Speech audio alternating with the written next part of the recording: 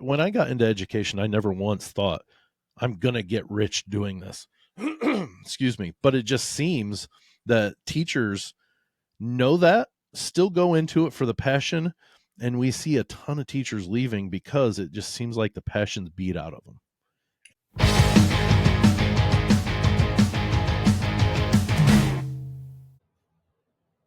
Hey, how you doing, everybody? Welcome back to the Another Nobody Show with me, your favorite nobody, Travis Myers. Today I'm sitting with my friend Sam Sprunger, who many of you may know from the 500 Section Lounge podcast. Now, my friend Sam also happens to be a school teacher. All right, and that's what we're going to talk about today. Today we're going to talk about education here in America. We talk a little bit about schools, the Department of Education. Um, you know, I don't think we're going to solve many problems because there's a lot of problems to solve. But let's not listen to me. Let's talk to Sam. Hey, Sam, how you doing? I am doing well, Travis. Thanks for having me on. Well, gosh, it's so good to see you again. It's been a while. Yeah, it has. Like as I told my listeners here, I've been on your show, geez, 4 or 5 times, I Yeah, think. yeah. You I know, think 4 different occasions, but 5 different episodes was probably the is best way that to what it put it, was? because we sat down for 2 hours on the 9/11 special that we had. Correct. Yeah, Correct. Yeah, I forgot about that. Yeah, that was a yeah, long one. yeah. One of my favorite, and my mom recently passed, well, last September, and she always listened to it every September. I think there were a couple of September 11th, because she actually passed on September 11th. Oh my goodness. I'm But sorry. um, she loved that episode. So kudos to you on how you told the story. Oh well, thank you. Yeah, Thank you. Thanks for having me on again. yeah, no problem. Today, unfortunately, we're well, not unfortunately. 9/11 was a terrible thing to talk about, Yes, but yeah, we're gonna talk about, I guess, should we say, the state of our education system today, and really as a the I, grade card, what's that? the grade card The of grade card. education. There you go. And I wanted to talk to an actual in the trenches school teacher who, to get your point of view, because there's so many so-called experts out there and politicians and academics who will like to throw numbers around, but they're not, like I say, in the trenches, you Right. know?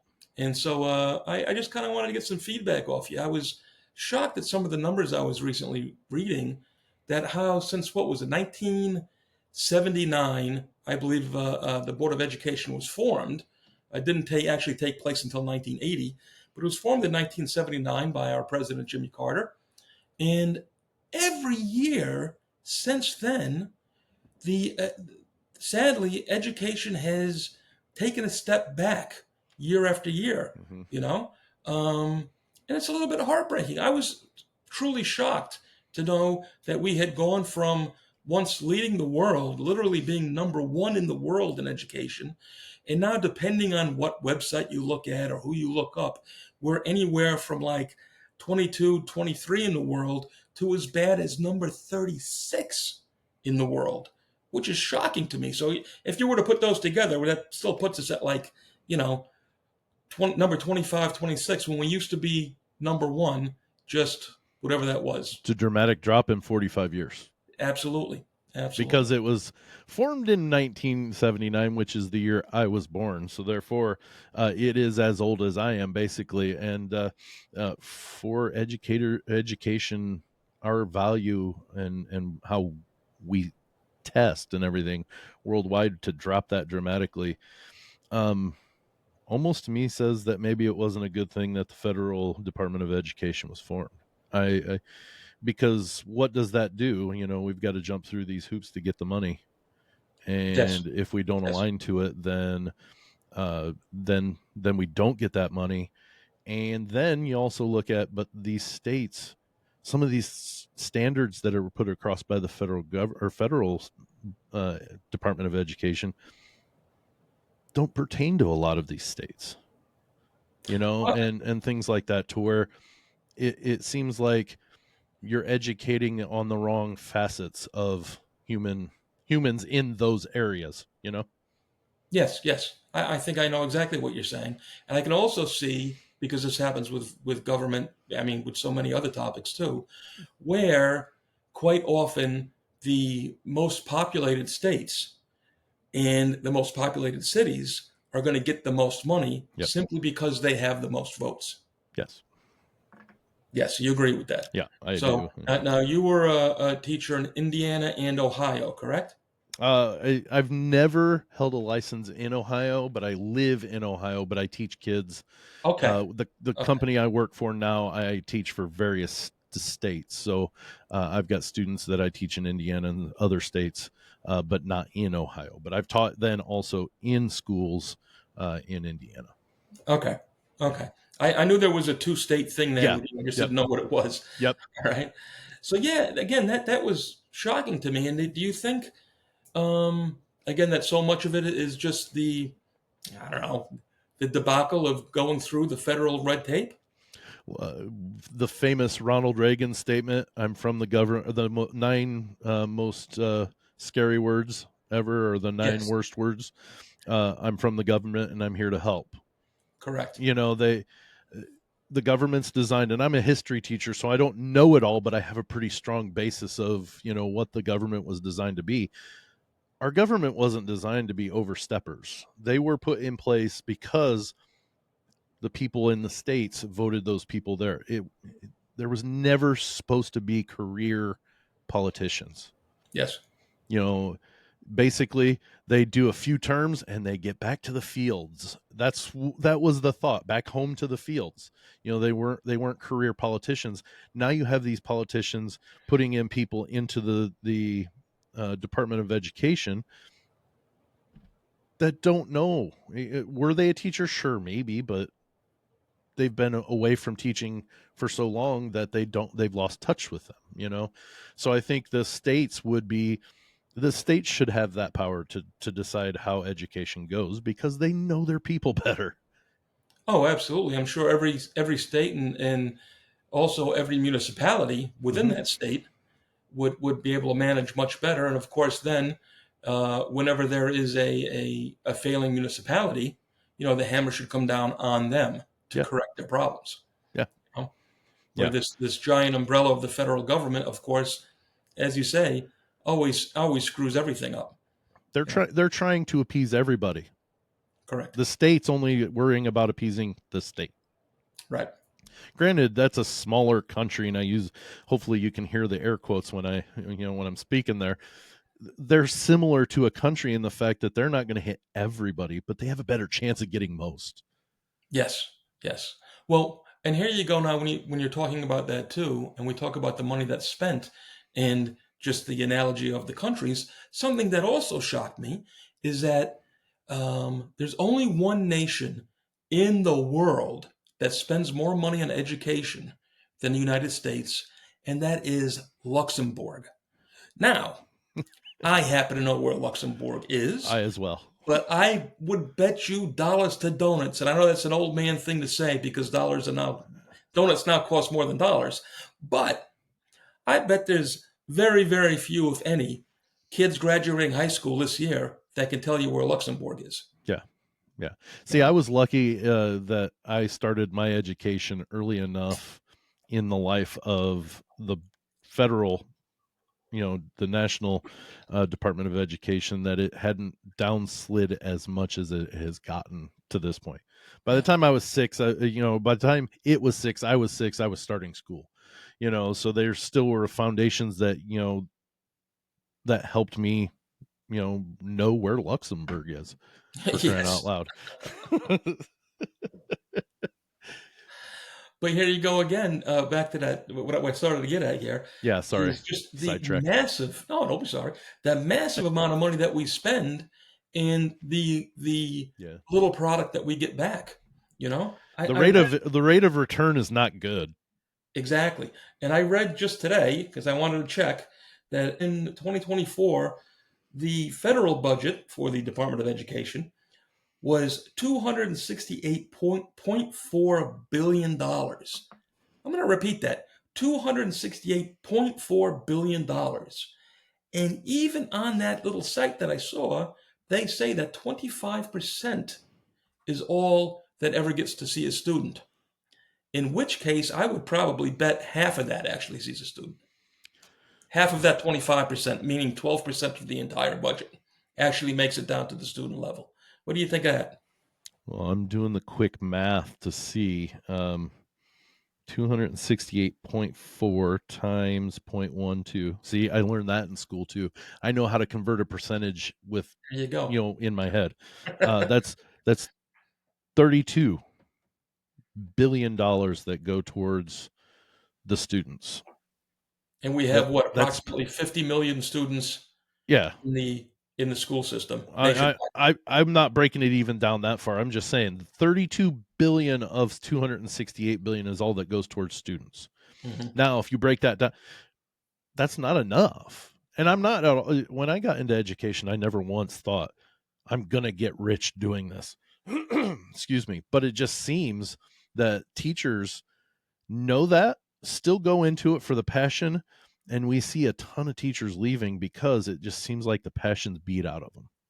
And Yes. it's tragic because you have these teachers it's an if anything, teachers should be revered for the fact that they know they're going into a world where they're not going to be appreciated by their students. And honestly, I don't know that if that ever has changed. You're always going to have that, oh, I hate my teacher type thing, Of course. Of course. But they're going into a profession with that, and they know they're not going to make squat, Yeah. but they still do it. And for you to be able to beat that passion out of somebody is telling of what we've got in the system right now. Well, that's what's happened. I can relate it to my life in the New York City Police Department, Mm-hmm. where in my time it was still a sought after job. Now you can't get people to take the test, Oh you yeah. know, and through attrition and people not taking the test, of course they've lowered the standards repeatedly, which does nothing but produce a worse police officer, Right. regardless for whatever reason why. But sadly now, something that I always thought was a very noble profession, policing and or teaching. Teaching is a very noble profession, very noble profession. However, you're getting, geez, I don't want to say a less qualified teacher. You're getting a less qualified person to go into teaching than you may have 20, 30, 50 years ago, Mm-hmm. because it is a bit of a service that you're doing for society to take this test, or rather to take this job. And sadly now, more and more people are saying, why should I? Yeah. You know? I see what teachers go through. I have friends that are teachers. They talk about, all these hoops they've got to go through, and then even then they're Yeah. questioned. Or they can't grade a certain way. Oh, excuse me, or whatever it is. And it seems like you would want us teachers to push their students to learn more. And it's not because we know everything, but every profession or every person is you know met with by a teacher to start. A teacher teaches them to love whatever it is that they love, Oh, absolutely. and Yeah. it makes it awful hard to find, like you said, the type of person that wants to take on that job.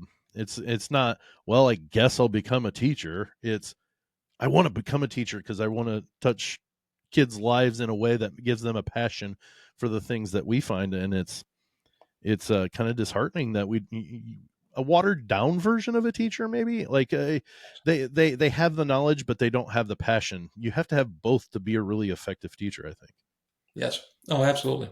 I agree with you.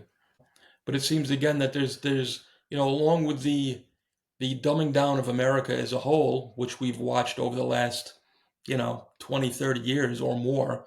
Yeah. Okay, the it seems that the school systems are following suit. I mean, and again, I'm not trying to beat up on teachers as No. individuals, but the systems themselves are following suit. Where you know granted, everybody always wants more money, but if you're not teaching them the basics, back again to in my time and possibly in yours too, when it simply was reading, writing, and arithmetic, and if Yep. you had a good base, a good foundation, You know, if you knew how to read, you could read a newspaper Right. and learn about what's going on in the world. Yep. You know, and I know newspapers are passé now, but Or find a you job. exactly, and you could learn everything. But Yeah. now they're not giving them. When I see time and time again, fourth graders, eighth graders, 10th graders are reading, 2, 3, 4, 5 years below their grade level, Mm-hmm. and somehow are still pushed through the system. Mm-hmm. Now, I mean, where do we think that the problem is there? It is, sure, it has to do with teachers, but the teachers would fail them if they could. Is it the schools that force them through? Is it the fear of the parents that force them through? Is it a fear of the local governments that push? Look, we don't want to hold children back. I mean, nobody wants to hold a child back, but if they can't, if they're not smart enough, if they don't have the goods to move forward, what are you doing to society, man? Yeah, we adopted 4 boys, going on 8 years ago, and well, 7 years is when it officially became the adoption went through. But when we they started living with us, because you got to be a foster parent before you become an adoptive Yes, parent. But we were in charge of their education, and we had 4 total boys. 2 of them were going into to fourth grade. Well, both of them had just finished third grade. One going into second grade, and then a 2 year old. And so what we decided, though, what had happened is the second oldest had been started early, too early, and was struggling. So we yes, just, when they moved, we moved them to a new school and just kept the second oldest in third grade again. We explained to him it would separate him from his brother, so it wasn't, oh, you're his brother, or vice versa, or whatever. They have their own class, their own friends, and stuff like that. And there was a year between them, so it makes sense. Um, but that, I mean, teachers, that was a parental decision. yes, Teachers have been pretty declawed, I think, because of various things. But I think it's just the cartoon that I saw, probably 3 or 4 years now, even more, before, of the 19. It said, what it was, at 1950s. The teacher and the parent are holding up an F and asking the kid, what is going on here? And he's not afraid, but cowering, like, oh man, I really need to listen, to now. And it's the kid smirking and the 2 parents screaming at the teacher. How yes, could you give him this grade? yeah. I think, and unfortunately, it's my generation, but I think parents have allowed it to happen Oh, definitely. Well, because they push for, uh, you know, well, there's no way little Johnny could have done that. But no, I spend more time with him than you do during the day. Okay. It's not that he's not a good kid, but when he's in class, he's a turd. yeah, He doesn't do anything, or he doesn't complete the assignments, or here is his assignment. Take a look at it. right. Not being an English teacher, I don't grade on English necessarily unless I can't understand it. So I don't grade much on grammar and stuff like that, even though it's part of my grading. That part's not my concern because I'm not the English teacher. You hit Yes. the content, and I'll give you a really, a strong grade. If you're answering the things that are being asked and doing what, perfect. Hmm. You'll get a good grade. I once had a conversation. This was when I was in a school. I had a conversation with the assistant superintendent for the school before I'd even taught a day. This was my orientation. And she said that there was no reason a student should ever score lower than a 50%.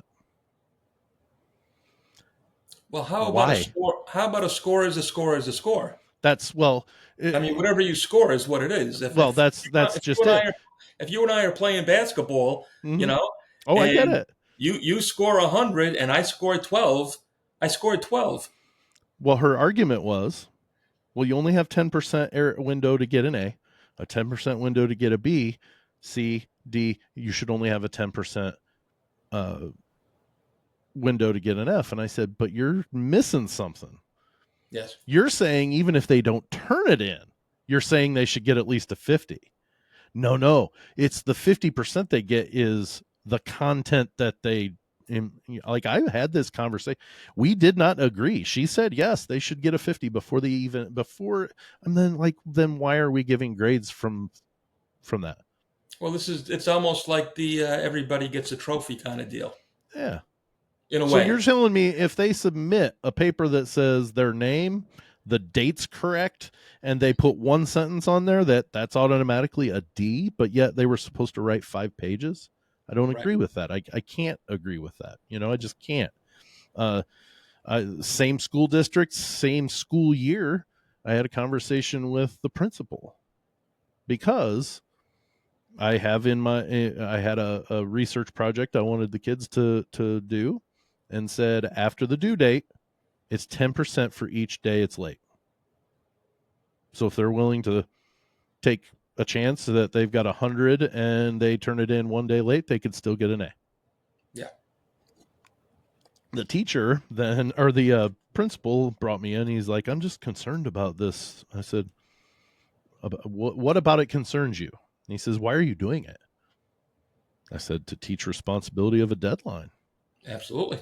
And he looked at me and said, you show me a state standard that says you need to teach responsibility, and I'll back you 100%. Until then, you need to take that off. Wow. And Wow. I that was at the point where I had to question, like, what's my next step here? Yes. Um, if I were a teacher with more years, I would have said, nope, it's not happening. You can try to do something about it. I took 10% away total and went from that. Yeah.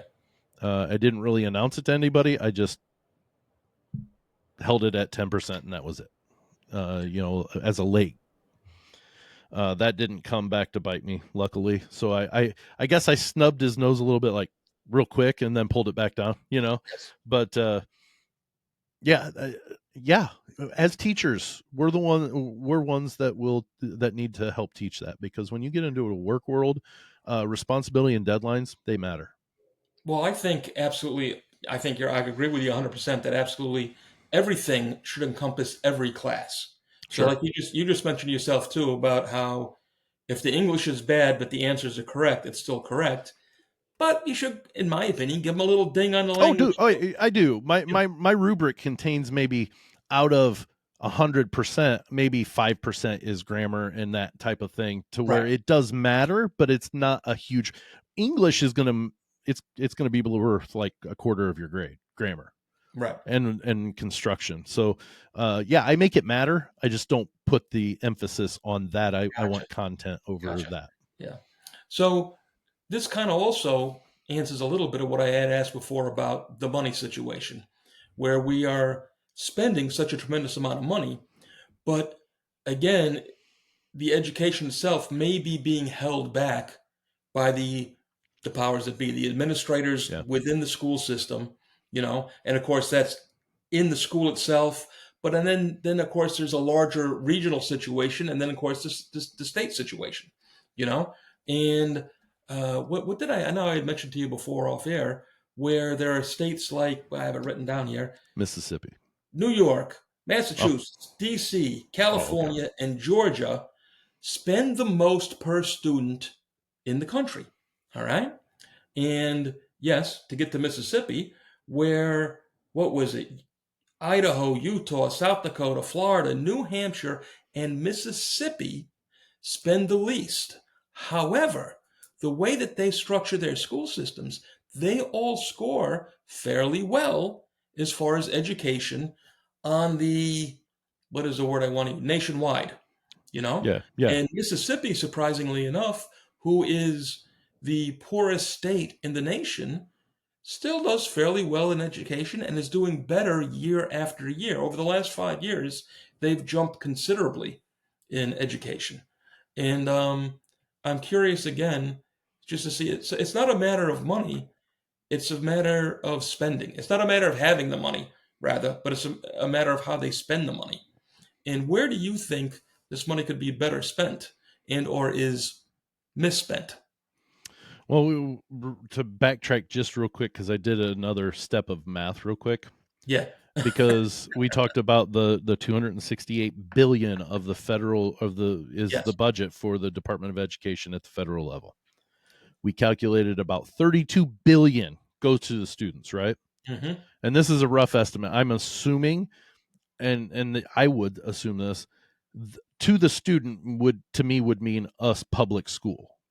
That Yes. money makes it to a public school. Correct. Just the quick math, because there's roughly 100,000 public schools in the United States, that equates to $320,000 per school. That's if it's equally Yes. divided. So that tells me the federal Department of Education isn't being effective. Where's that money going? I don't know. But you know what? To me, it was not heartbreaking to me to see that the Department of Education is being closed. I don't at the federal level, Hmm. because you just put out a list of some schools, and Mississippi's on that list, and you even talked about the fact that they're one of the poorest states in the union, but they have one of the smartest groups of students. They are Um, the poorest state in yeah, the. yeah, and so where could 268 billion dollars go better? Or are you talking about where could money at the Well, both. I mean, do you have any inkling again from a guy who's actually yeah. doing the job? And when I say, you're in the trenches doing it, Mhm. do you feel that, where's the short end of the stick as far as the students and the teachers go? And I'm sure that money is like everything is Mhm. stolen every step of the way down the ladder. Every Right. rung of the ladder, everybody puts a little bit in their pocket on the way Yeah, down. that's that trickle down Exactly. effect. Exactly. You know what? I'm going to, of course, and people listening, watching, whatever, are going to say, well, of course he's going to say that. You need to pay your teachers more, Sure. because then they give a damn, Travis. Yeah. Because anymore, I still feel the passion because of the ability to have the job to where I have a little bit of flexibility of when things go on. I can run to the store while I'm working and come back, since it's here in town. I live in a small village in Ohio, which that just means less than 5,000 people. So we have running water and everything. But Yeah. but like, I can run to the store. I can go take a lunch with my wife at a local restaurant and still be back within roughly an hour. That flexibility, I love that part of my job. But I also know that I do an awful lot of work that is expected, when I'm sitting here thinking, man, this pay is not Well, and you for have to do a anything. lot of work. I can beat up on teachers on this end. Yeah, you get your weekends off, your holidays off, your Yep. summers off. However, Heard what it all people before. forget, what people forget though is at the same time, while students are doing homework, teachers are also. You're correct. You know, you bring a lot of that work home with you Mhm. because you simply can't grade it while you're in class. Nope. You can't work on your curriculum while you're in class, and so there are other things that go into it. Um, It almost, and I'm sorry to step on, interrupt you there, but it yeah, almost at some points seemed like that.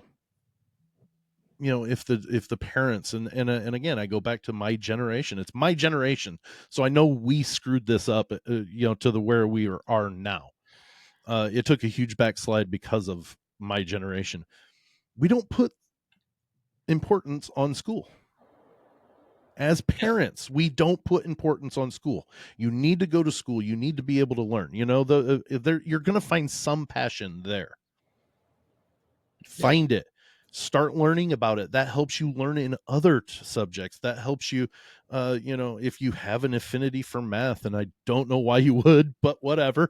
Uh, but if you, I kid, because my brother-in-law is a math. He's got a master's in math.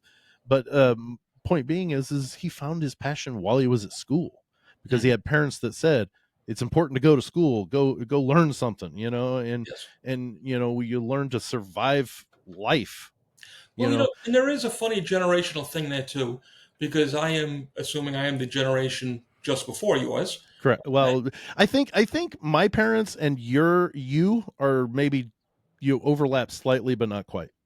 Right. I certainly don't have 45-year-old children, but No, no. I have a 30-year-old son.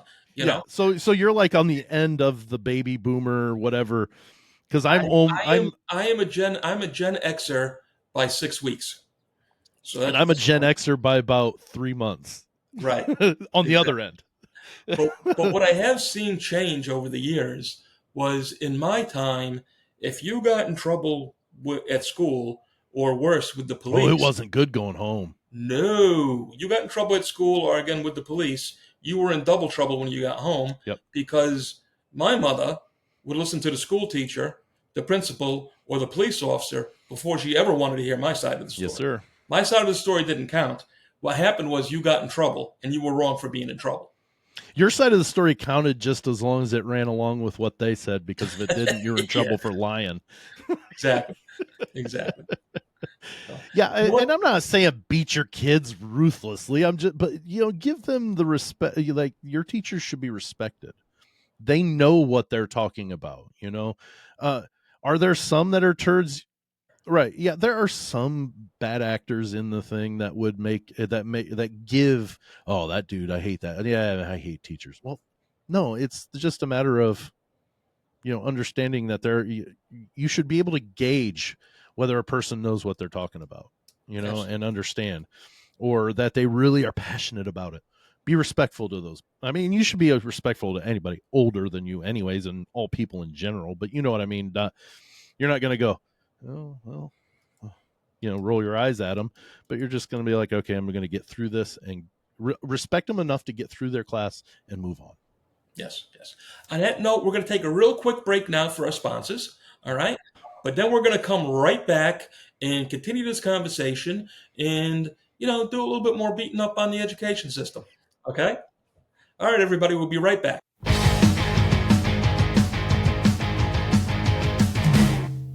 This is a 2024 American Eagle gold coin, which I bought along with several others last year. I'm very happy to report that its value has gone up over 40% in the first year. See, I was encouraged to buy some gold by a financial advisor friend who suggested I be more diversified with my investments. She said gold and silver was a very safe place to park some money, as well as a good hedge against inflation. So I took her advice, and all I can say is I wish I had bought more, as it's been so very, very good to us so far. Now, I purchased these gold coins from the good people over at stackingboise.com, who could not have been nicer, more knowledgeable, or more helpful. Now, I'm certainly no financial expert, but I will say from experience, if you're looking to make an investment, buy yourself some gold. And some real gold that you could hold in your hand, just like this coin you see here. And if you do, then do like I did and get with the good folks over at stackingboise.com. I'm telling you, they're good people, they took good care of me, and they'll take good care of you. Again, that's stackingboise.com. And hey, tell them Travis sent you.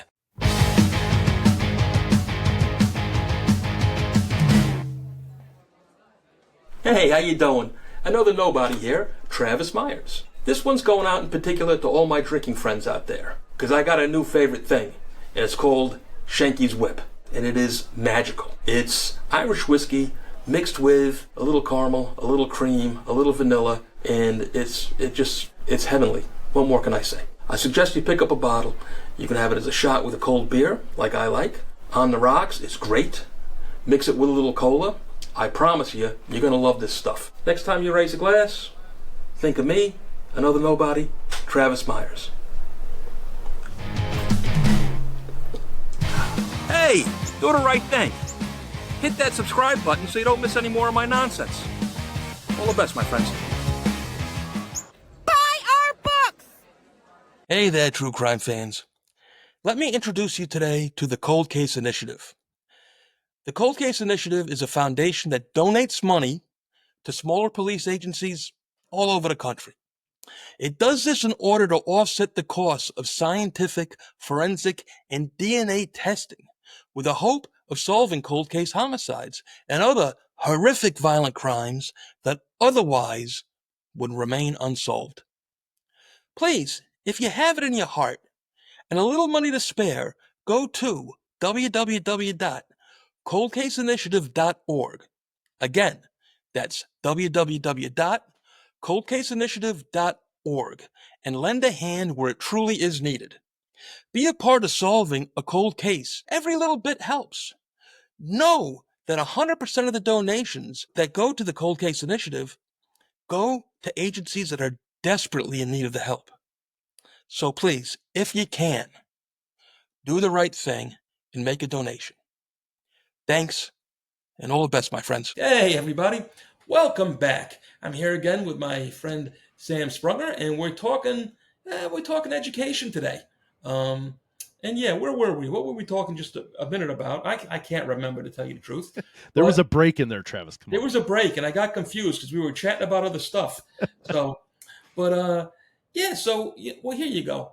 Um, One of the things that I have a big question about. I don't know if it affects you so much, but I know it does as a whole, is the power of the unions. Okay. Hmm.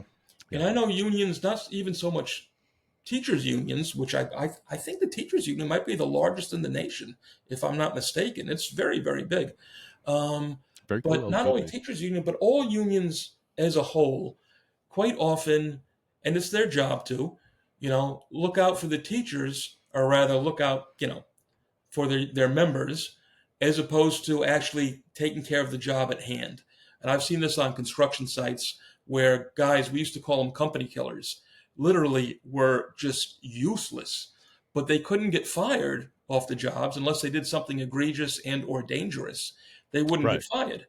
Now, when I talk about education here in New York City, which is a giant, giant school system, as you can imagine, Yeah. we have a thing called rubber rooms. Okay, and you can look this up. Please, listeners, look this up. New York City Board of Education rubber rooms. And what happens is there are teachers who most likely should be fired, teachers who have gotten in trouble for any number of things, but not quite enough to get fired, and the unions stand behind them. They go to work every day and they sit in a room where they listen to the radio and read the newspaper for 8 hours and then go home. And they can keep a job like that for years, if not decades, which is absolutely insane to me. Um, Now, I'm sure that doesn't happen where you are Does because that you still work. exist? It still exists. Yes, sir. Yes, sir. Because the unions will not, the unions will go to bat to them, and the city simply can't afford to you know, to fight the fight to get rid of these teachers. I don't understand the reasoning behind the union saying, like you can't fire them. I don't either. I've never understood that with any union, and that includes, like I say, construction work, construction unions that I've been in, and even the police department. Yeah. You have unions to help protect you, but if somebody needs the boot, they need the boot. You know, Hmm. and now, sadly, and we can get into this. I don't know. I don't even think I don't even know if that was a question or me just ranting, but Well, I can answer, my thoughts. I was when I was when I was in brick and mortar before the job that I have, because right now I work for a company that is not a school district. It's an educational software and stuff like that. So I mean, we're with a bunch of states. We're in every state in the union, plus many. I teach a lot of international students as well. mm, Um, for various countries, but uh I don't work for a school district, so we don't have a union. I have a 401k instead of a teacher's retirement plan right. at the place that I work. But before that I was part of the union, and people were like, why would you pay the union? You get all the benefits of the union without being part of it. I said, it's the principle of it all. If I'm going to have them go to bat for me, I should have some skin in the Oh, game, you absolutely. know and I only had to use the union once, maybe twice in the time that I was in brick and mortar schools, and it was for nothing major. But honestly, I felt it was the thing to the responsible thing to do. But at the same time, I didn't understand what they really did for me, Yes. because it sure didn't seem like they were doing much. We'd get the newsletter, or we'd have an in school meeting. uh, but in the state of Indiana, at least, if less than half of your teachers are uh, not part of the union, then the union can't negotiate the contract either. Right. And the school we were in, we only had about 40% of the teachers in the union, so it didn't even matter for pay. Like they would save our jobs, but honestly, if somebody was a dirtbag enough that they needed to be fired for whatever reason, and I say dirtbag in assuming that it had something unseemly or not nice happening, but if somebody needs to be fired, even if it's verbally assaulting somebody, they should be fired. You know what I mean? Do you really want to come back to the school that you just had that incident happen and stay teaching there? Mm-hmm. No. Move on. Go elsewhere. Go do something else. So honestly, when it comes to union, there wasn't the good did not outweigh the what are they wasting my money for. Right. Right. And again, I'm not beating up on unions, but I don't understand how failing teachers and administrators again, uh, Correct. if your school is not up to par, how is it not fixable? And then Mhm. we have so many different problems. Again, it seems to me quite often. I was watching. Oh, geez, I don't know what I saw on TV. It was the NEA, which is a National Educational Association, Educators right? Association. And Yep. then there's the AFT, which I have here, the American Foundation of Teachers. Those are our two largest, possibly the only two unions. I don't know, but they're the two largest either way. And they were talking at one of their big yearly get together rally type things. And the point that was made by the person who was reporting on it is that they never once mentioned students. It turned out that, again, it was over and over and over, um, about silly things, silly political things like equity, diversity, things like this. Well, the whole DEI package Yeah. basically is what they kept talking, as opposed to the well-being of the teachers and, more importantly, the well-being of the students. Is it possible now? Well, I don't think it's possible. I just want to get your take on it. That these unions as a whole have become, so much more ideological. You know, They're politically driven, Travis. what's that? They're politically driven. Yes. Yeah, well, that's exactly my point. Yes. Yeah. I mean, I'm going to say they're absolutely politically driven. I mean, it's um, to me, and it only makes sense. You want the absolute best to be what you Yes. represent. Yes. You want the best police officers. You want the best teachers. You want the best, whatever it is that there's a union, steel workers, the best qualified steel, because then you have less to do Yes. because they're the best. They're going to make things happen. Um, Travis, and this is the way I've grown up, call it because I'm a hayseed, grew up in the middle of cornfields in Indiana or whatever. The best doesn't have a color, nationality, or a gender built into it. Period. I agree. If you're the best, you're the best. It doesn't matter. It doesn't matter. Period. And so I'm not a fan of DEI because those are measures that automatically dis. And yes, it's somebody that looks like me, white, male. It undercuts what I can do almost. And I'm not crying poor me, but if I'm one of the best, I should have that opportunity just the same as anybody next to me, no matter their Yes. color, nationality, or their gender. Yes. Absolutely. Absolutely. So, I am a firm believer in equality, not necessarily equity. well, Everybody should have no, the equal everybody should have an resources to equal be able shot. equal shot, not well, we're going to disable their shot a little bit to make these other groups more likely to succeed. That's what equity is. Yes. And everybody has the equal opportunity. Well, no, and so quite often with things like this, and before the DEI thing, it was affirmative action. There's Correct. so many different things where they try to make things happen, and it's not that they're necessarily evil when they come up with these ideas. They're doing it because they think it's going to be good. They think it's going to work, but again, you end up with a worse product in the end. And now, in my time, I had, granted, I lived in New York City, but as young as I can remember, kindergarten, first grade, second grade, I always had teachers from all kinds of backgrounds. Mm-hmm. white teachers, Jewish teachers, black teachers, Chinese. I had Mrs. Lai was one of my favorite teachers. She was a Chinese teacher. You know, we had all kinds of different backgrounds, which was great, but that wasn't the important part. The important part was that they taught you how to read, how to do math, et cetera, et cetera. Yep. And now I just feel that we're lacking there in a big, big way. Obviously, we are because our numbers are constantly slipping. Yep. And back to what you had mentioned before too, about the pay problem or teachers not being paid enough. I had seen something. I don't know if it had gone all the way through or not. I was reading.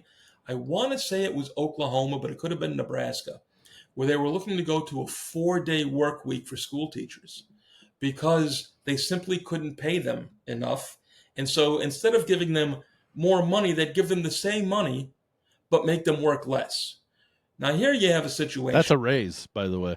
Well, in That's their an mind, absolute raise. well, in their mind, it is. It actually isn't. In that, No, I get that part, but yeah. you're making the same amount of money, okay, and the kids are being taught less. Again, they're being taught less, and it's just insanity to me that we can't have a solid. And again, this has to be done at the state level and the local Right. level. A solid way to hire the best teachers possible, and then to pay them a living wage. Please go ahead. I was just going to say the one thing that I will put that caveat on. You're saying they're working less. It depends on the state, but many states go by amount of minutes that kids Right. are in class. Right now, like the school my kids go to, they go 8 to 10 days more than days worth of minutes more than they actually need to, according to the state of Ohio. And what I've always said is That comes anybody at that the end goes of the year, they're doing an extra 10 days than the average. right. Going. What I'm saying, what I've always been an advocate for is if your state goes by minutes to incentivize to get some teachers, go to a 4-day school week. Because if you're still and make the days maybe half an hour to 45 minutes longer each day. So the kids go from like 8:30 to maybe 3:45 rather than 3 every day, Monday through Thursday or Tuesday through Friday, whichever a district wants to do it. They would get the equal amount of minutes that they need to be considered as an adequately taught according to the state. And you have teachers that are like, yeah, I get a 3-day weekend every weekend. Yeah. Well, I'll push back on that a little bit, though, because what about now a child's attention span? Because again, here, let's get back to the kids. Mm-hmm. They got to learn. Mm-hmm. Yeah, Okay. sure. Not only a attention span, but a rigorous, structured lifestyle. Okay. I've actually thought about this, so it's good that you bring this up. If you give them more hours in a day, will they not learn less because now they're, they can only fit so many things in their brain that day? Like I mean, I've even read things too where the second half of the day you learn a lot less than you do the first half of the day. It's just human nature.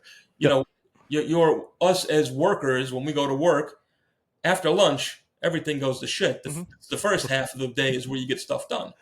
So I would argue, and again, being uneducated on the subject, that the 4-day school week, okay, and work week for teachers would do less good for less good for students, even if it is nice for the teacher to have the extra day off. I was going by the teacher's response. For the kids, honestly, they might be able to get through school quicker, Travis. Let me paint this out because, like I said, I'm glad you asked this because I've actually thought about this. Is give them one more class to where maybe they've got gym, but they have also one other class, one of their electives, or if they did well the first semester in math, you can bump them up to where they have a little bit, better. But you add one more period during the day, so that's going off the idea that kids go through 7 periods a day, roughly thereabouts. That includes lunch. That includes any activity period that allows the groups to meet and stuff like that. They go about 7 periods a day at about roughly 50 minutes. So if you're adding 45 minutes, you can finagle it to where each class is maybe 49 minutes, and they get one extra class, a grading period. So in theory, if you have, let's say, 12 semester classes, you could get 2 knocked out per semester rather than just the one, because you've added a little bit of time. They may acquire their credits to graduate a little sooner than what they would have with just the traditional day that they have now. But my point now, though, okay, and I'm going to again push back on you, Yeah, is sure. that is if yes, they may get the credits for the classes, Mhm. but are they learning still? Are they learning more? Are That's they where it learning falls better? back on the teacher, Right.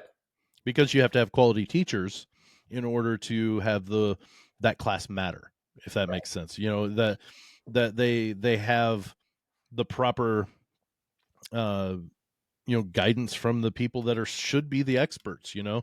not just a guy that's a babysitter or a gal.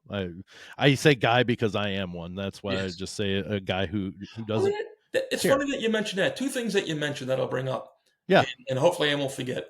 One is the guy thing, and the Yeah. other is you mentioned Jim just a second ago. So Yeah. the guy thing is, I was also surprised now that there are very, very few men, percentage wise, Hmm. teaching anymore. It's something ridiculous, like, I don't know, 15% of teachers are now men, where in my time, I would say there was at least a third of my personal Yeah. teachers were men, about a third. And the funny thing with that too is not only were they men, many of them were veterans. I mean, they were, I don't want to say true men. Here's the bunny ear thing, Yeah. but they Yeah. were they were a very good, in my mind. Like I can remember Mr. Bookus from when I was in junior high school. You know, he was somebody to look up to, and I Hmm. loved that. I Yep. remember him fondly to this day. He took control of his classroom, and not, I say it now as a 60-year-old man, not as a 12, 14-year-old kid. But he ruled that classroom. He came in, he was a social studies teacher, he was a no-nonsense guy, he had a good sense of humor, and Yeah. everybody really liked and respected him. And today, I think it's probably a sad thing that especially boys, but girls also, don't have more men to look up to while Hmm. they're going to school. Because people Well, do look up to their teachers. They do. oh, for sure. There are multiple teachers that were men, and don't get me wrong, I was influenced by teachers that were women as well, but there were a lot of influential male teachers that I had during my process, and that includes from late elementary all the way through early college, or actually through my undergrad. Mhm. Now, I did my master's through WGU, which is completely online, which is Western Governors University. It's a well-known university now, but it's all virtual, so it's all online. But all the way through my undergrad, I had guys that were male teachers and professors that really influenced where I am today. Yes. And I had a father that loved me as well. So it's not Yes. like I was, and I'm not, I say that in kind of jest, but at the same time, there are some people that don't have a father at home, Of that they course. rely on those, subconsciously rely on those males to be an influence in their life. Sure. So I guess my statement slash question, which you kind of agree with, but is that what do we do? I mean, I think we need more men in teaching. Sure. Okay. And what do we do about that?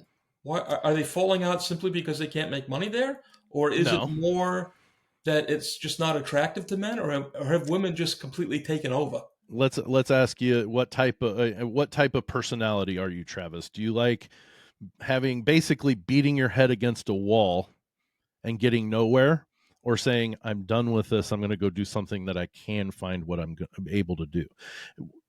Men normally are the type that will walk away. Yes. Women They're are a more, little more, more more patient. pragmatic. Yeah. Yep, women are more patient, more, I think we can change it from, if it would change just to this, not saying that there aren't women walking away from teaching, they're more tolerant and they stick around a little longer. And so I think, and it may be cyclical. I haven't looked at the data there. It might be cyclical that in another 10 years more men will come back. Hmm. But it just seems to me that it's getting fewer and far between. It all depends on the department now.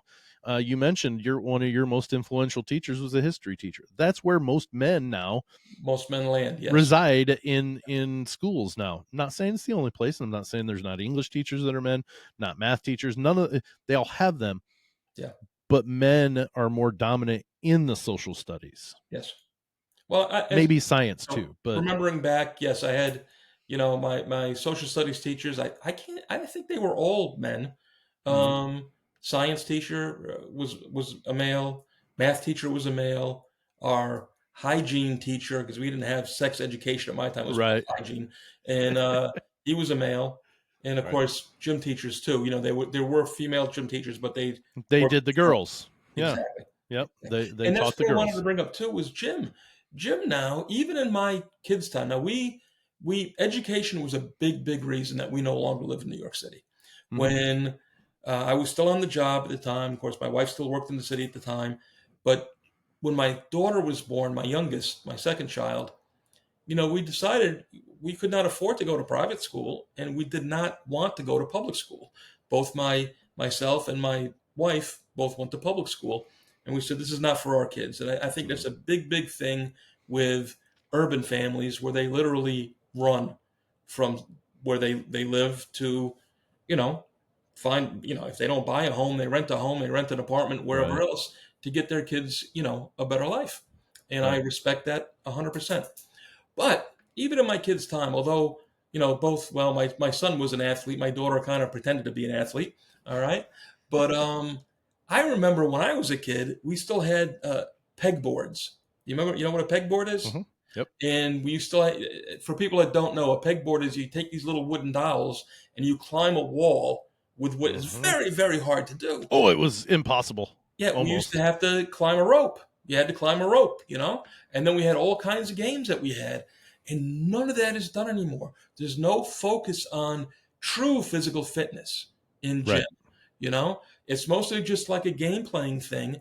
And it was even for my children, where again, yes, they went to gym to be physically fit, but if you didn't play sports, if you didn't take on a team activity, you weren't getting physically fit going to public Oh, school. It just yeah. wasn't. It was over, you know. Mhm. And what are your thoughts on that? I We got to get back to getting off. Technology is great. It has also made our society extremely lazy. This guy included. Yes, In some aspects, but I still have that. Uh, you and I've got the pleasure of being in that generation where we grew up without it, and now we have it, and it's great. But you yes. still have the values of what it was before all this stuff was there. Um, Technology is one that has gotten us very lazy. Start using that technology to get people active. I know they try with the Wii and stuff like, no, actually make them go through something that they're interacting. I know you don't play golf, Travis, but I the virtual golf where you hit the ball into the Yes, big screen.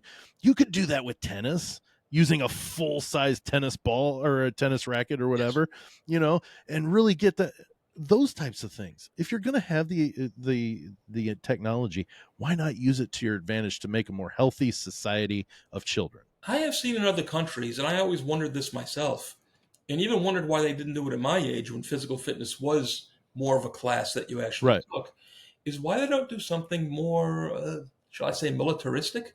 I mean, I Yeah. see the kids in Japan or Korea or China, especially in Asia, where they Right. actually get out and they do their push-ups, their sit-ups, their runs. They might do some kind of Tai Chi kind of karate thing, but they do it as the entire class.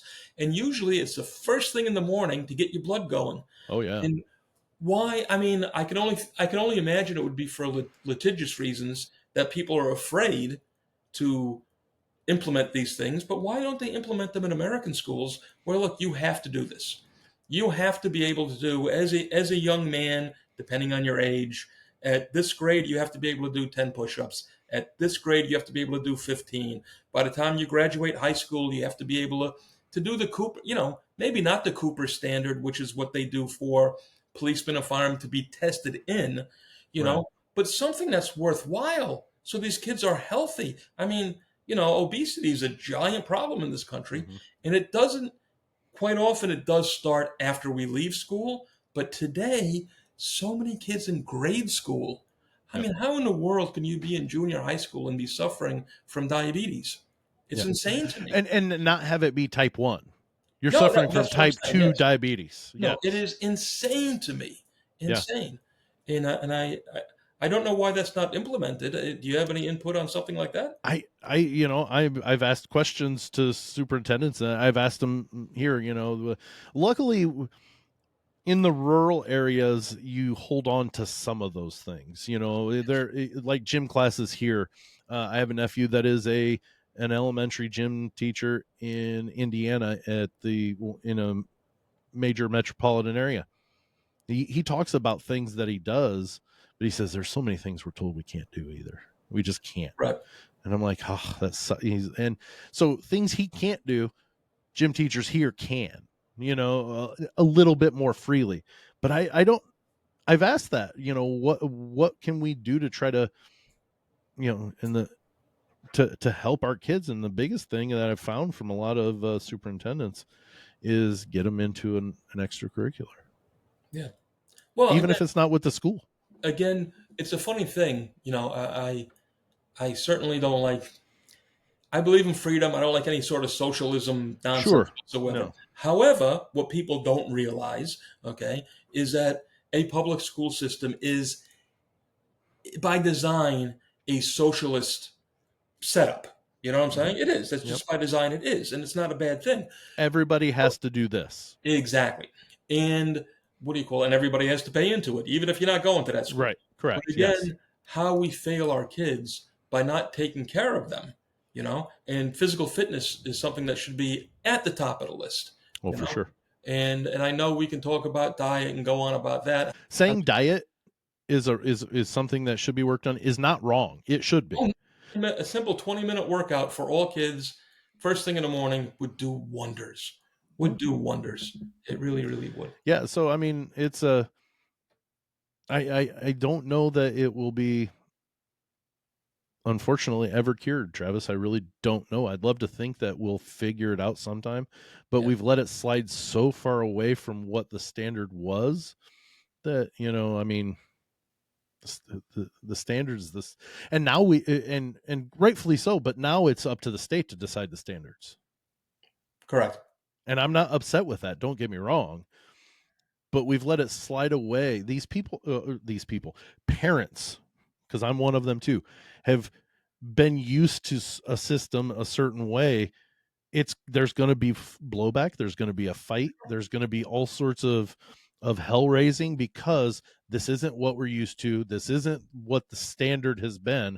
And now you're moving the standard. There's always going to be that, but we need to do something to change that standard. I've seen that so many, many times with, I was in the bar business for a long time, so I know so many, many people. I Right. overhear so many conversations, even if You've heard all sorts of conversations, my even if friend. I'm not involved with myself. And of course, I've even sadly had family members who have the same attitude, where it's the teacher's responsibility to teach my kids.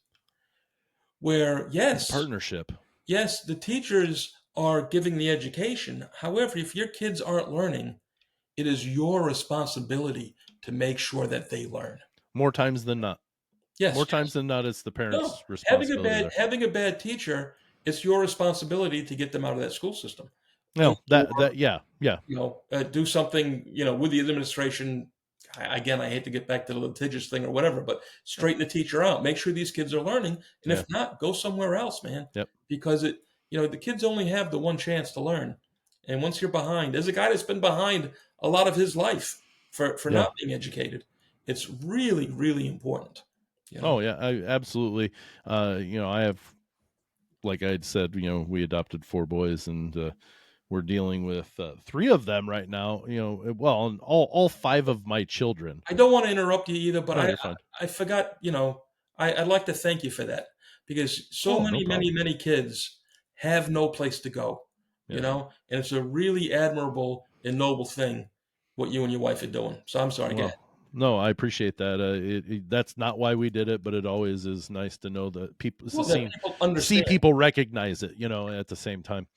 Um, but even with my son that we had before we adopted, and then the four new, all of them except the youngest, and it's just because he hasn't gotten there yet, has given up or has given the blowback of, why do I need this? Yes. I don't need good grades. I don't. So and so's parents don't make it. Don't care. Yeah. I'm Yes. I'm because we're the parents and we know the importance of your early childhood education and your secondary, which is your high school. You should have a good stable background, and Travis, I you didn't finish school, but you know what, you are the exception, not the rule, because many times when people don't get educated, they don't grasp and say, you know what, I need to learn things on my own, you know Well, luckily, two. I'm lucky in a couple of ways. One, I'm naturally built that I have a lust for knowledge and I want to right, learn things. right, But more than that, I also had a mother who I remember reading with my mother. She would force me to read on the couch and yep, sitting with me, and yep, she taught me how to read. I have what is that nonsense? Dyslexia. You yeah, know, and I was dyslexic, and back then it was a not I don't want to say popular, not as well known a subject as it is today, and there wasn't a lot of help. And I remember my third grade teacher, Mrs. Pondman, who I still remember her name today. She was a lovely, lovely woman. And she was the one who realized, look, this kid is bright. There's a problem here. And they did a bunch of testing on me and they decided that, I was dyslexic. And we actually moved all the way up to about 80 blocks north so that I could go to a different school. Because they had a program they for had a program dyslexia, for it. which my school did not have. Yeah, Okay. And yeah. so did that help me? I imagine it certainly did. I still hated every day of school I ever went. But it was my mother who would sit me down and Yeah. force me to read and read and read. And eventually I was able to overcome it. Well, I've told all my boys, and my oldest all the way down to my youngest, that my wife, all of them, including my oldest, who is not hers from that's her stepchild, and then our four boys, she requires them to read all summer, Yeah.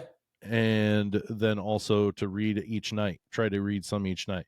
She physically read with my oldest and our current and our youngest is still doing it now, but I always, and some may seem like it's something that maybe I'm a jerk about, but I'll correct their grammar in front right there. Nothing wrong with that. And they've asked me, and in a respectful way, they asked, why do you always do that?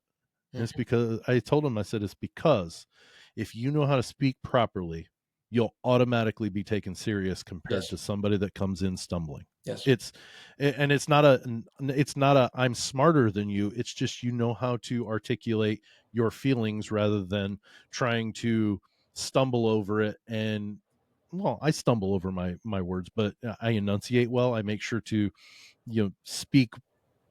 Yeah, I've got a loud voice, but I speak loud enough where people can hear me, but don't think I'm yelling, Yes. Yes. you know, and so it grabs attention. But yet I'm not educated enough. I'm articulate enough that I can get my feelings across, and people know exactly where I stand on Those things. two things that we were very big on with our kids.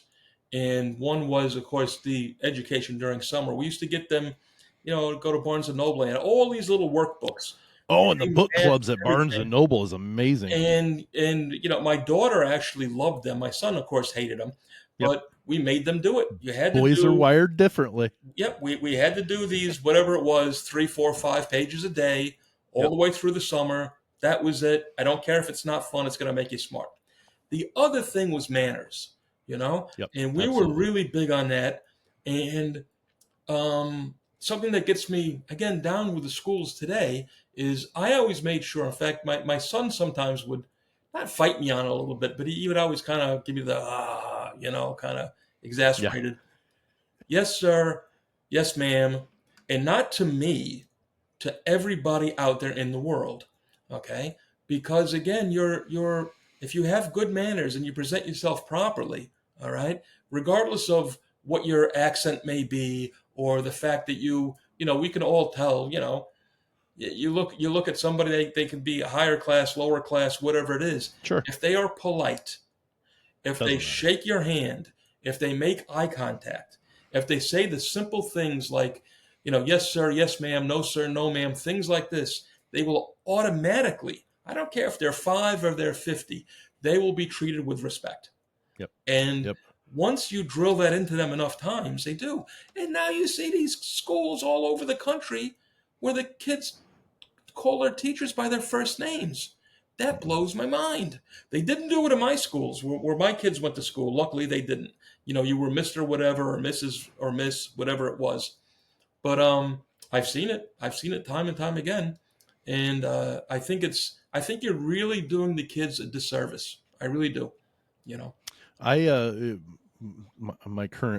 kids that live at home right now, they'll occasionally be telling us how things are going at school or whatever, and they'll say, Jim. Wait, I thought we were talking about Mr. So and so. Yeah, he told us we can call him Jim. I said, No. you cannot. No.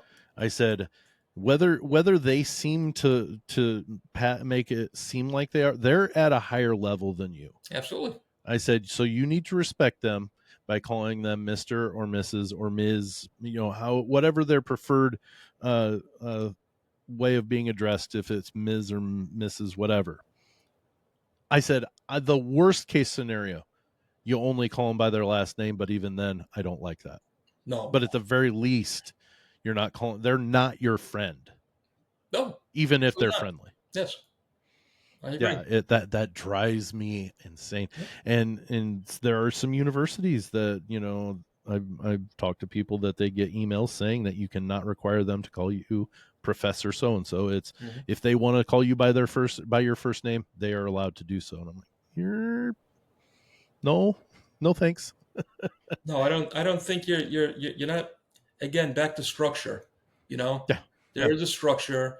There is a protocol that everybody should go through. Yep. And it does not mean that anybody's holding you down or And you're not subservient to them. not at all. Not at all.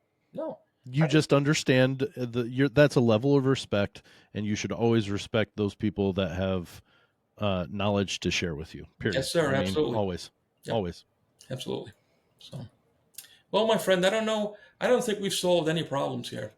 No, but we've at least put our words into the air, right? Yes. There's a lot to be done, and you can't solve it all over. What's the saying? Rome wasn't built in a day. Correct. It's pretty simple. It takes time, but it has to start somewhere. And I think, at least from this point of us recording, I would say it's potentially starting that way. I really do think the federal level Department of Education needed to be gone. Yes. I really do. Because then it puts it back in the hands of the states, where it was intended to be. Our founding fathers weren't complete morons. They did understand that the possibility of the expansive mass of what this country could be. They knew there was something beyond where they'd already established. So how far did it go? And it was already big in their eyes then. Yes. So put it in the hands, and the climates warrant different types of living. So, you know what? At school here in Ohio and in Indiana, you get 6 inches of snow, you might get a delay. Well, back in my day, you get a foot, you might get a delay. Yep. But you're still going to school. Yes. Now that the night before they say we could get 2 inches, they put at least a delay out to see if we got it. Yep. That happens here with us too. When my kids were in high school and junior high school, but you go to Tennessee, I couldn't believe that they were calling the day for snow. Right, but you go to Tennessee, they get half an inch of snow. They've canceled for the day, and maybe depending on how warm it gets, they may cancel the next day. Yeah, because they just they understood. Our founding fathers understood that there were different needs in different places. Correct. So that's why it was the education part of the government was automatically said to be the states, because they know what their people need. Yes. So that's my end of my rant, Travis. All right, my friend. Well, it wasn't much of a rant. You weren't ranting. You were hitting the nail right on the head. Yeah. Well, thanks so much for coming to sitting with me, Sam. I really enjoyed talking to you again. Yeah, I appreciate it greatly. All right. Well, if that's it, we're going to say goodbye. All right? All Until right. next time, my friends, my friend Sam Sprunger here. Good to see you, my friend. Yes.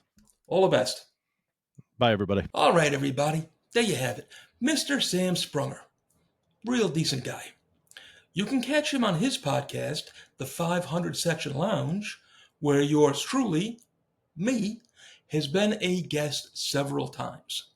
And for all you Purdue basketball fans out there, please check him out on his other podcast, The Boilermaker Lounge.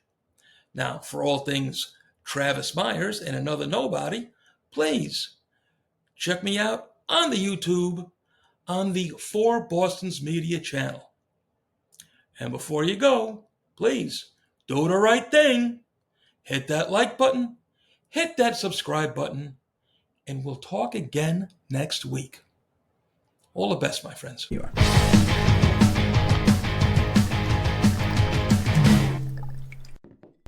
Hey, how you doing? It's me again, Another Nobody, Travis Myers. And today we're going to talk whiskey. I know most of you think of me as an all-American patriotic type guy, and you are right. But when it comes to whiskey and drinking whiskey, which I do, I always go for the Irish stuff. And my choice when it comes to the Irish stuff is Powers Irish Whiskey. Established back in 1791. It's a triple distilled, oak-aged whiskey. Powers is simply magic.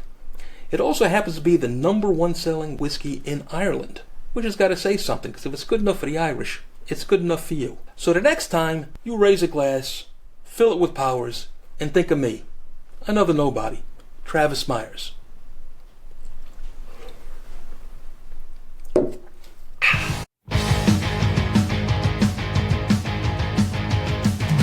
Listen up, this one's important.